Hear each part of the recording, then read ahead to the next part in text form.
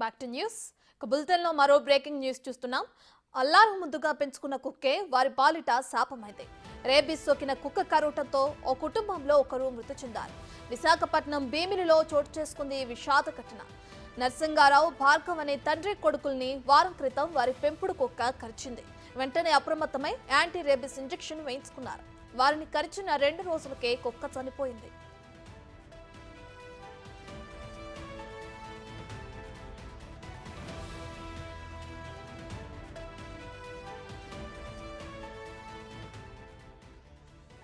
Injection వేయించుకున్న ఫలితం లేకుండా పోయింది. అప్పటికే మెదడు, కాలేయానికి రేబీస్ సోకడంతో చికిత్స పొందుతూ ఒకరు మృతి చెందారు. దీంతో ఆ కుటుంబంలో విషాద ఛాయలు అలుముకున్నాయి.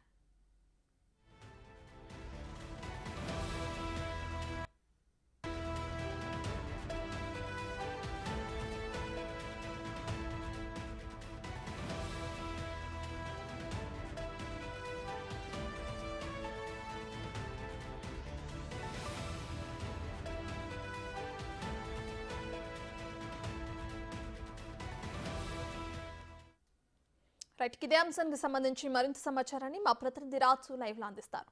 రైట్ రాజు, ఇంట్లో ఉన్న పెంపుడు కుక్కకి మనం నార్మల్ గా వ్యాక్సిన్లు అనేవి ఏపిస్తూనే ఉంటారు.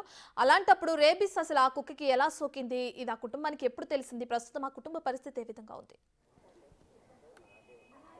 అంటే ఇదే చర్చ ఇప్పుడు ప్రస్తుతం కొనసాగుతున్నటువంటి పరిస్థితి ఉంది. ప్రస్తుతం నేను ఉదయం నుంచి జోరుగా ప్రచారం జరుగుతున్నటువంటి కుక్క కాటుకి తండ్రి కొడుకులు మృతి చెందారనే వార్త ఏ ఇంటి దగ్గర అయితే ఉందో ప్రస్తుతం నేను ఆ ఇంటి దగ్గరే ఉన్నాను. కానీ ఇక్కడ వచ్చిన తర్వాత వాస్తవాల్లోకి వెళ్తే తండ్రి కొడుకులు ఇద్దరు కూడా కుక్క కాటు వల్ల చనిపోలేదు, ర్యాబీస్ సోకడం వల్ల చనిపోలేదు అనేది తెలుస్తుంది. ఈ నెల 22వ తేదీన భార్గవ్ కొడుకు ర్యాబీస్ సోకడం వల్ల తనైతే 22వ తేదీన చనిపోయాడు.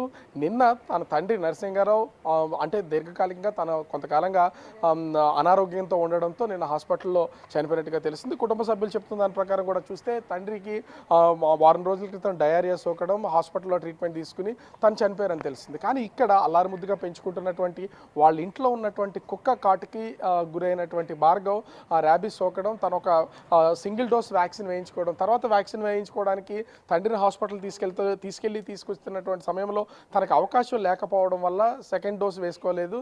దీంతో తను 22వ తేదీన మృతి చెందినటువంటి పరిస్థితి ఉంది. అయితే ఇంట్లో అల్లారుముద్దుగా పెంచుకున్నటువంటి పెంపుడు కుక్కకి ఏ విధంగా ర్యాబీస్ సోకిందనేదే ఇప్పుడు